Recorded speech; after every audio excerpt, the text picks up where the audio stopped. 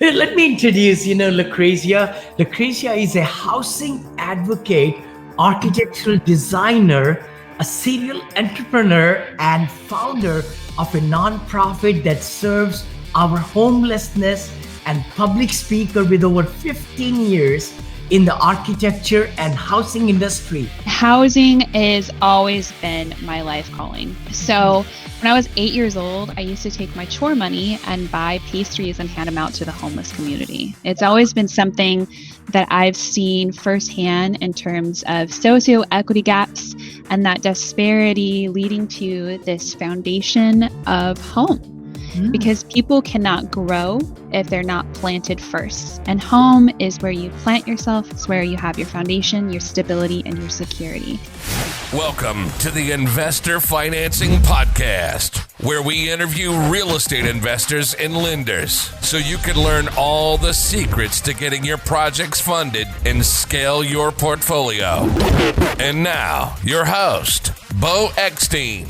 Beau, how are you, bud? I'm doing well, just busy. And today's my 75th day of my 75 hard challenge, and I completed it, assuming I don't break it today, but I won't. So dropped 30 pounds in 75 days. Oh my gosh, you look awesome. You look awesome. Feels good. Oh, wow. I also got those two things you shared with me. They came in the mail, and actually I'm going to make a cocktail out of it today. I thought about it. I said, we're going to have some fun with those spices. Yeah, we drink Himalayan salt with cayenne pepper, yeah, and lemon juice. Yes. And it's like a natural energy boost, and it also is really good to replace your electrolytes. So yes. Let me introduce, Lucrezia. Lucrezia is a housing advocate, architectural designer, a serial entrepreneur, and founder of a nonprofit that serves our homelessness and public speaker with over 15 years in the architecture and housing industry with top companies such as Vanguard Planning Inc., RRM Design Group, AMA Construct, Syncon Homes, and Seattle Union Gospel Mission. In addition to her own LLC and nonprofit, Lucrezia serves in multiple homeless and housing boards in Santa Barbara while being a mother to three beautiful boys. In her free time, she loves to free dive, run, and travel the world with her family. Welcome, Lucrezia Dillon. So nice to have you. Yeah. My pleasure. Thank you very much. I am impressed. I'm just meeting you first time. Kind of tell us your background, tell our audience, your purpose in life. I mean, you're into so many things. It's going to be an exciting interview today. I'm so pumped. And we were introduced through Tim Rhodes, so that's how I met her. Oh my God, yeah. Tim is amazing. Oh my God, bless his heart. Yes. Yes, Tim is phenomenal. I think what's great about Tim, and it was a pleasure meeting you as well, Beau, recently, and then meeting you this morning, Benny.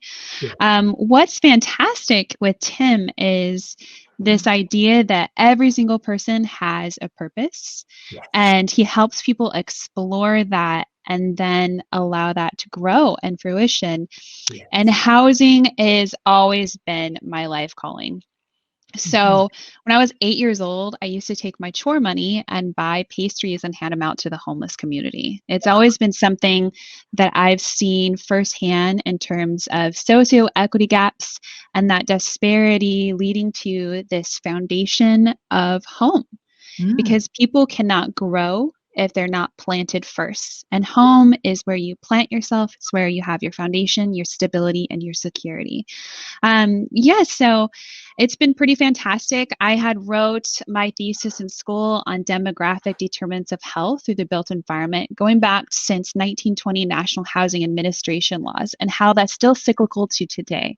So that is in concentration pockets of what was intended to be public housing sectors turned into concentrations of what's called brownfields, cancer, and heart disease. And so the question then becomes, so we have these disparities. We're a fantastic country that have opportunities. So what can we do to grow from that? What can we do to change that equitable gap so there is more chance for opportunity? And so that led into working with Seattle Union Gospel Mission in Seattle, which was transitional homes and shelters, and the effectiveness of programs that come in conjunction with housing, starting with shelters, then programs, then transitional homes. Once a person feels stable, then they're able to grow into themselves, believe in themselves, and it moves into stable housing and stable employment. And then working with Aaron Amuchastegi, I was able to travel the country and see a lot of vacant properties and learn different ordinances and applicable state laws of how they specifically faced redlining, housing gaps, and what their solutions were. When I came home to Santa Barbara, I wanted to use this same idea here to help our most vulnerable members of society. Now, just going back to homelessness and our housing needs, and who I am as a person, and the reason I am on so many housing discussion boards in conjunction with trying to launch the LLC in a bigger picture, help with a nonprofit. I'm also on SB Act here, which is a homeless board specifically using a combination of private and public funding to address it, is I believe that if you show up every day to be the best version of yourself and you give the best version of yourself, then it's a proliferation of good. So that's who I am at my core.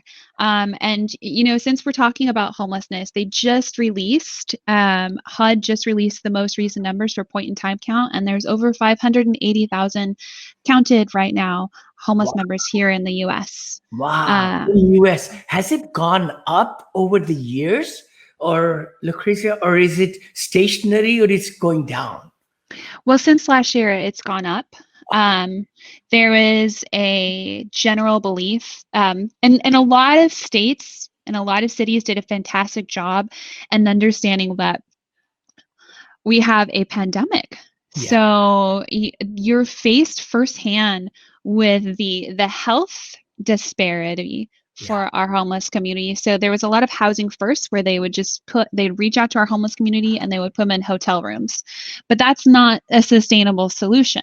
You have to have, if you're going to have housing first, which is a great concept, you have to have supportive programs come alongside that. So not only is someone being reinforced with their dignity and value and worth, they're given the right resources to truly grow. And so that, has it gone up since last year? It has, but that's an opportunity because now we understand if we take someone who is experiencing the most vulnerable, broken part of their life, possibly bring them into a house, give them the right resources, then we're helping our whole community as a whole. Yeah. Right? Because we're only as weak as our most vulnerable member of society. And so I thought that was interesting. The other thing that just got released was Freddie Mac's housing numbers that need to be addressed. And right now it's 2.5 million units was the most recent numbers that we need here in the US.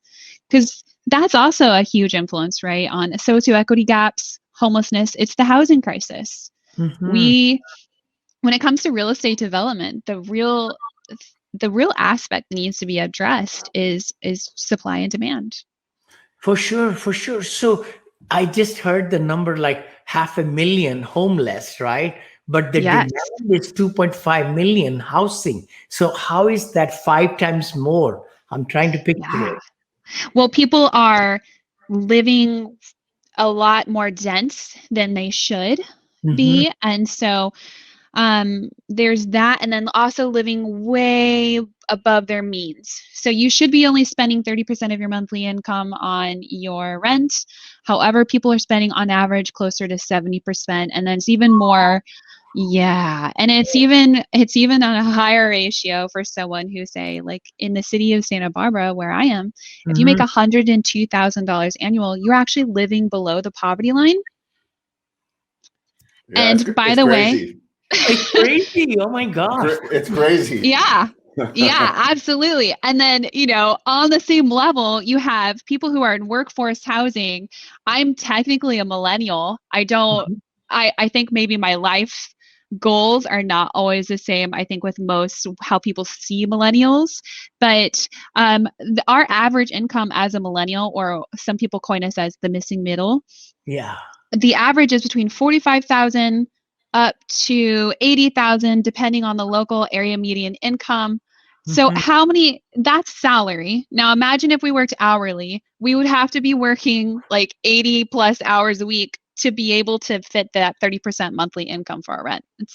Wow. It's not really set up for success. It's crazy. And I think, Vinny, honestly, we at some point we're going to start a affordable housing multifamily division underneath Monil Investments. I'll run the division. Wow. We'll have a nonprofit component, and we'll help. We could Wow. probably help this in a big way, really.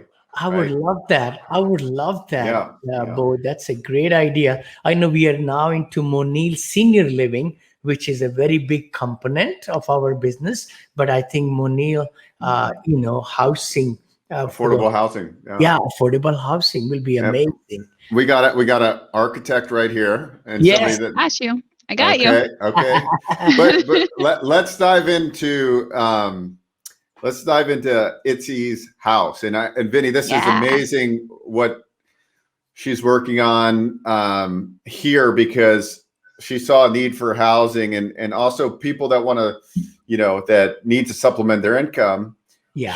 She's created an amazing platform, which is going to be huge. I mean, it's just getting started right now. I mean, she's when we talked about it last week, I was like, okay, I was blown away because she's really got a skill set and she specializes in essentially converting garages into living spaces. And she has, and not only is it good to, to help the housing problem, but also for people that are having trouble, being able to afford their mortgage payment. Sure. And she knows all the laws, and she does all the designs. It's amazing. Why don't you kind of dive into this? Yeah. And give Vinny the high level. Well, thanks.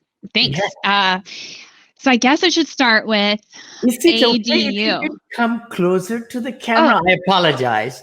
How is this? Because we are like so overwhelming, because you are the most beautiful one here, but but you're so Thank far you. away. I really appreciate that. I actually, I put on a blazer and dressed up just a little bit. So thank you. No. I was trying to keep up with you, Vinny. So I guess let's start with what an ADU is. Yes. An ADU, there are two terminologies or acronyms. There is a JADU and then there is an ADU. Okay. So ADU stands for Accessory Dwelling Unit. And what this often gets confused with, because this is a relatively new terminology, is an accessory structure.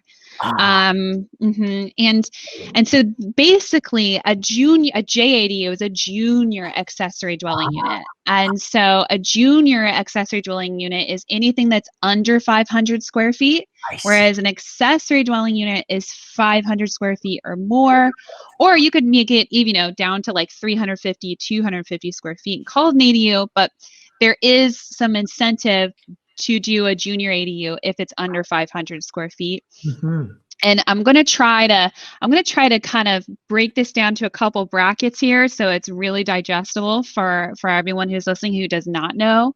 Yeah. Another thing that an ADU gets confused with is AUD, which stands for area unit density. So that was like the first step, I think, of, nationally, state, county, city, in terms of ordinances to make this a viable solution for housing crisis. So the first idea was, what if we change zoning and we make it applicable for developers to have more dense building in specific pockets of cities and counties. Well, so that's great in theory, right? So that's great in theory, but then response pushes back depending on multiple areas that you live in of NIMBY, which is not in my backyard. That's something a lot of people have. Mhm. But then that's also, well, where are we supposed to build? Mhm. Now, if we're also focusing on affordable housing, and we'll get to the affordable housing sector in a second, if you're saying, well, this particular area and this particular area is great for dense zoning, but not all of here, that creates pockets of inequity gaps. And that does not really help with your tax brackets, which helps your school, which helps your overall equity, because the idea is, right, you take your the children of a community and you lift them up so they don't repeat a cycle of poverty. Mhm. So there's so many nexus that's with housing, right? So ADU is an answer to the housing crisis. Now you can do ground up accessory dwelling units. You can, and this last January of 2020, they updated the ordinance that it can go even if within like a 4-foot setback of a rear. So they make it to where it's, in one sense, it's more attractive. However, the majority of homeowners right now in the United States are struggling to pay their mortgage. Wow. So, and actually, Forbes magazine recently said that the majority of Americans can't even, if they had an unexpected expense over $500, they would not have a way to pay it. I thought it was 1,000. Now it's 500. It's 400 actually. Oh 400 my or 500. God. Yeah. And so just wrap your head around that for a second. Now, we also have this influx of unemployment still and COVID. And so what is this viable solution for someone that's trying to find a way to pay their mortgage?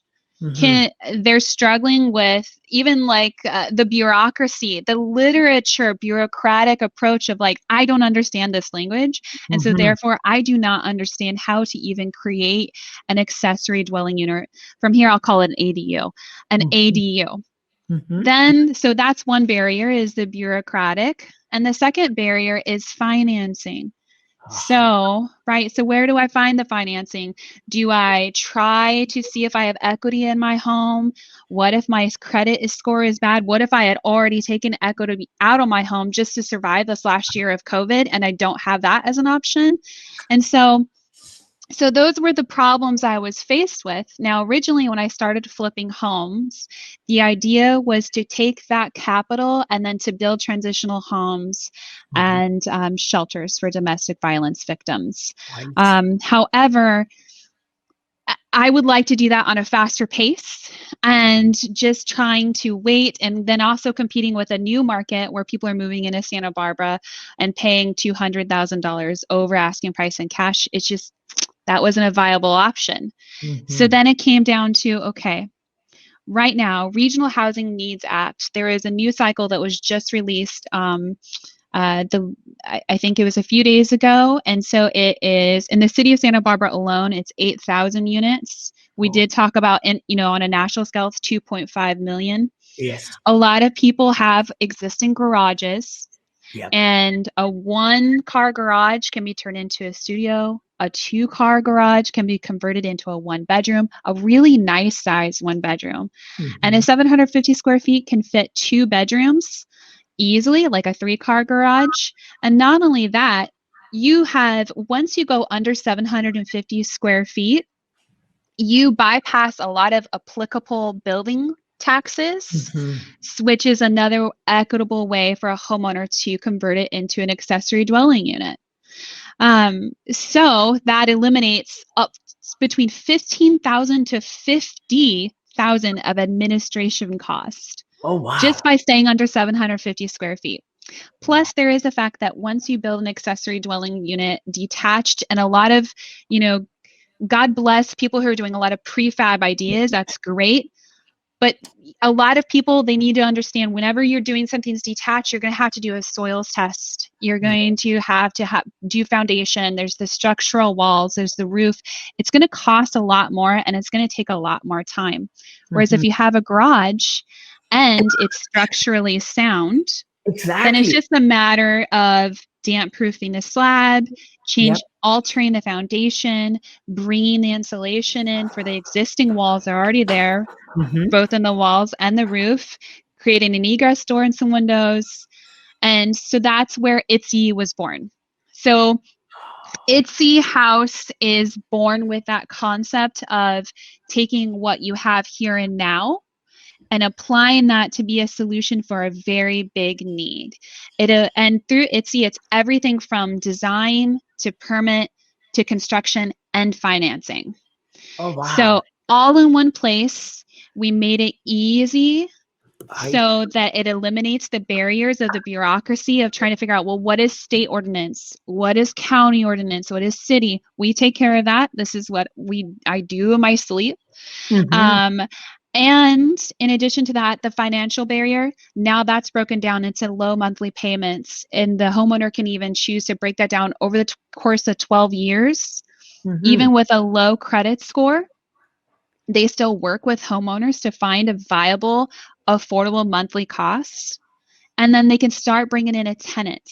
And I also have some really good news since we were talking about the affordable housing bracket. So just to kind of, when we talked about rent, so here in the city of Santa Barbara, market rate rent for a studio runs, depending on what pocket of Santa Barbara you are, the studio rent is $1,300 to $1,900 a month. A one bedroom market rate rent is $1,800 to $2,500 a month. A 2-bedroom market rate rent is $1,800, and in some pockets of Santa Barbara, up to $4,480 a month. 4480. What was it was 3,200, did you say? The 2-bedroom or the 1-bedroom? The or 2-bedroom. The 2-bedroom, $1,800 to $4,480, depending on the pocket of Santa Barbara. Yeah, that's crazy. That is crazy. So yesterday, I actually spoke with the CEO of a local nonprofit that's well known here, the Housing Authority. And what we are going to do, we're partnering with Housing Authority where we can help if somebody would choose to want to help with affordable housing, which I just want to pause there for a second and remind viewers that there is a stigma with public housing and there is a stigma with affordable housing and workforce housing. But remember, $102,000 annual is living below the poverty line. Wow. So there should not be a barrier. Let's debunk that stigma right now. So the Housing Authority they basically where it's like it's COVID proof. They give when we partner, and now a homeowner does not have to choose to go through Housing Authority, but the Housing Authority, when we partner with them for helping a tenant, if they choose to, they take all the problems linked with COVID and they eliminate that. Number one, if someone becomes unemployed, the Housing Authority pays on a sliding scale of 30% of their income. So if they become unemployed and it goes down to zero, Housing Authority pays the rest, right? Because 0%, $0 income, 30% of zero is zero. So then Housing Authority, no matter what, you're going to get your rent, no matter what. You don't have to wait for their unemployment to come in because Housing Authority has taken that. The other thing is they pay market rate. So when we are going over, or basically market rate. So for like a studio, accessory dwelling unit or a studio in general at market rate, remember that was the $1,300 to $1,900. They will pay $1,728 for a studio. A 1-bedroom, $2,015. A 2-bedroom, $2,600. Wow. So it eliminates, and they also pay security deposits. And if there is anything that goes wrong, they would take care, that goes over the security deposit to cover. They take care of that as well. Wow. So the intention, right, is to make it as easy as possible and streamlined as possible for the ADU process, eliminating or addressing the housing crisis, simply with supply and demand with what we have, offering financing, and then now directly partnering with a local nonprofit to be able to help those who need help. And then also that homeowner who is having a hard time paying their mortgage, now it's paid in half or the majority of it. Oh my gosh, what a solution. Oh my gosh, this is terrific. Oh wow. Lucretia, this is right. I mean, it's just, I'm so glad you're putting it the way you are putting it. You did mention about Itsy. Is that itzy.com or something? It's Itsy, like Itsy Bitsy, because we take this really big thing and we make it Itsy Bitsy for a homeowner. It's like, it's approachable. So it's not intimidating. It's I I will put a T. link. Uh, Go ahead, Beau. oh yeah, it's itishouse.com. Itsy. Well, IS no, House. ITSI. Oh, ITSI ITSI. House. Oh yeah. Itsyhouse.com. Okay. ITSI. I'm sorry. Yes. Yeah. Yeah. ITSI. Like House.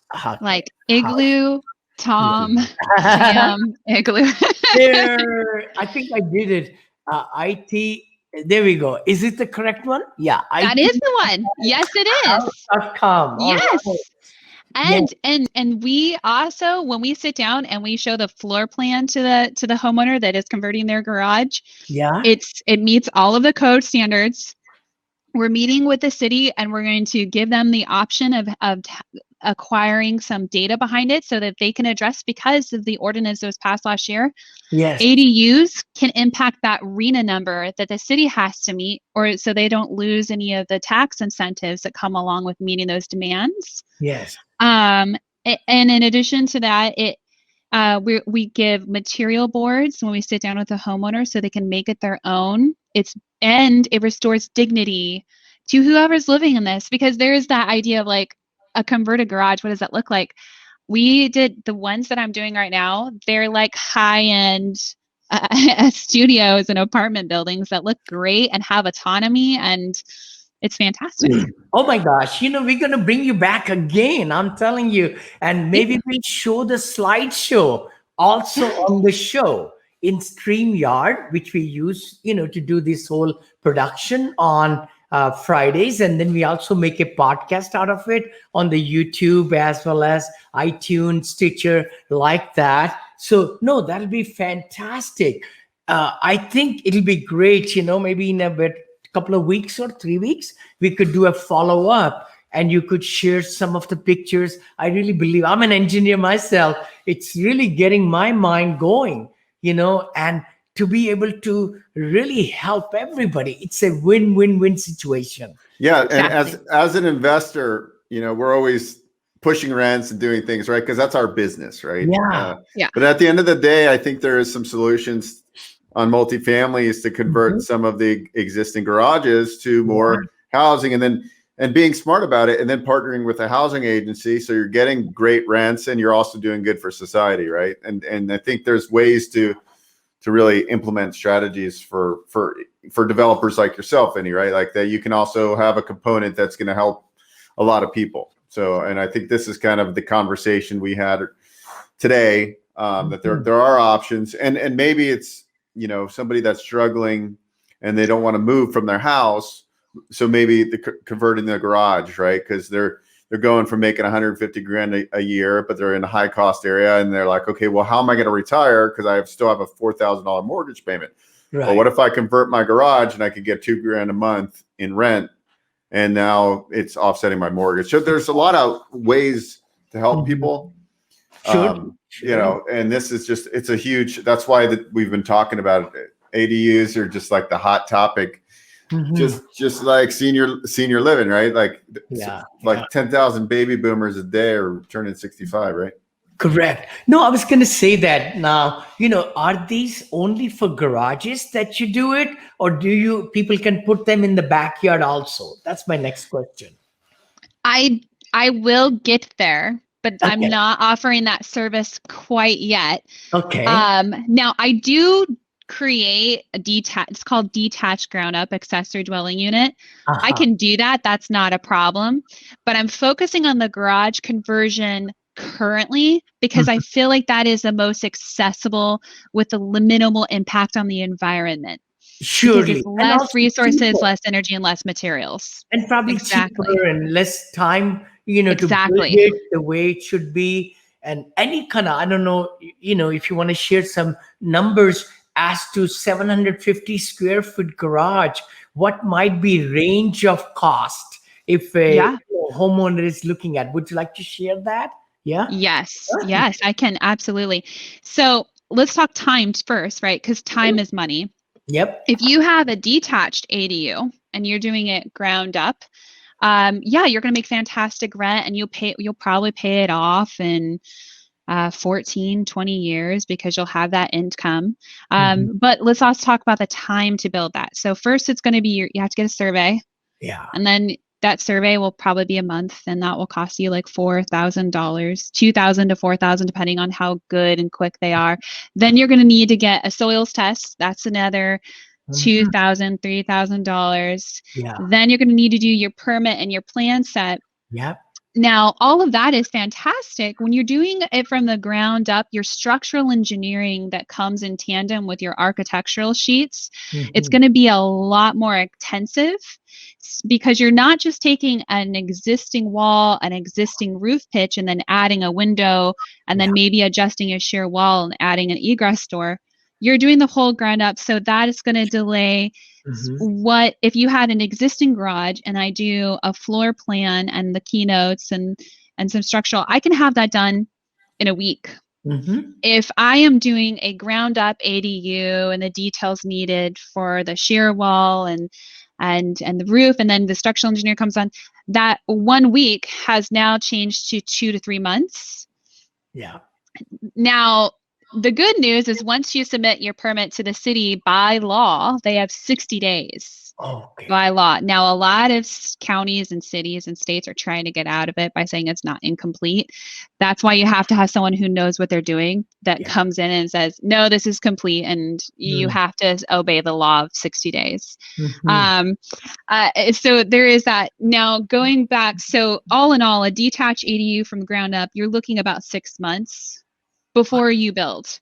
Right now, if you do a garage conversion, you can have that submitted to the city within a month.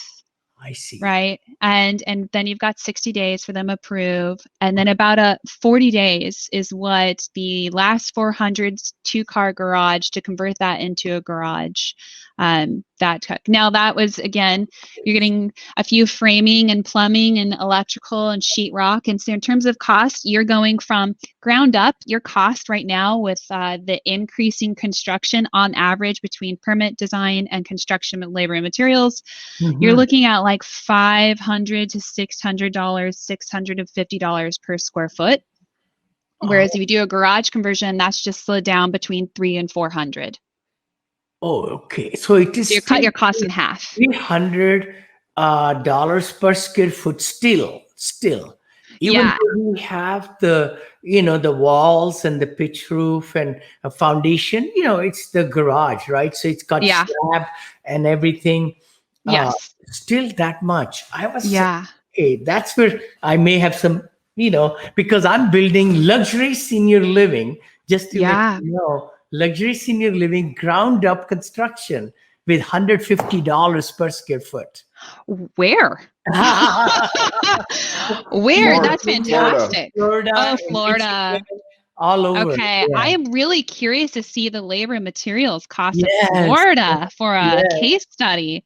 That is fantastic. Lumber and materials cost here in Santa Barbara is outrageous. Now, going to like Mississippi, I mean, that would probably be even cheaper than $150. You're probably looking closer to maybe $75 a square foot, right? Yeah, probably.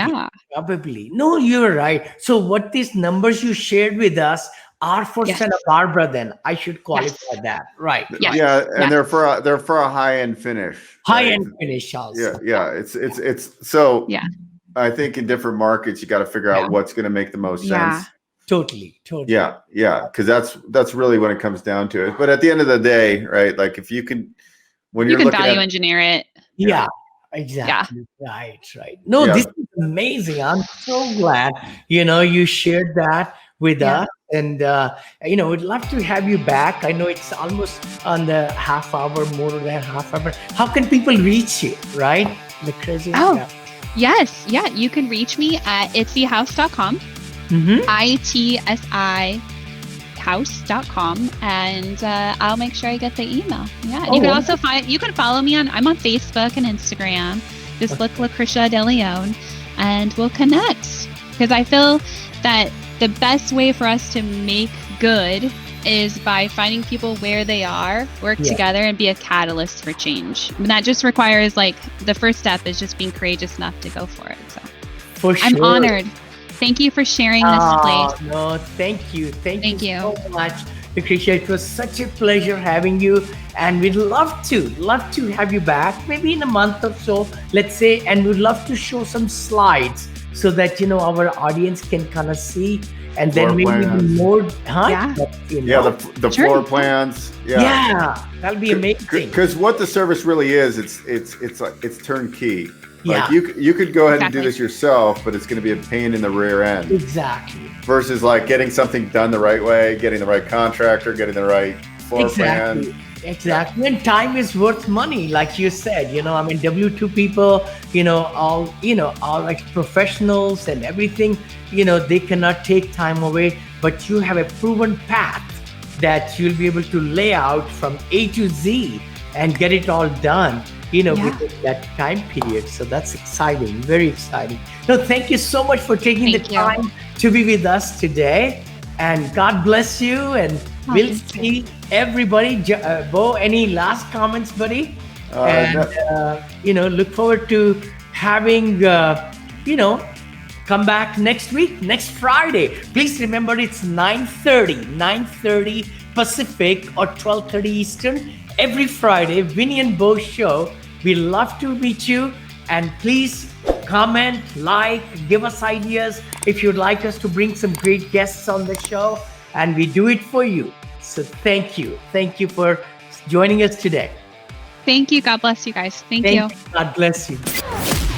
Thanks for listening to the Investor Financing Podcast. For show notes and useful resources, please visit investorfinancingpodcast.com. For questions or comments, email info@investorfinancingpodcast.com. If you enjoy our show, please share it with your network. Until next time.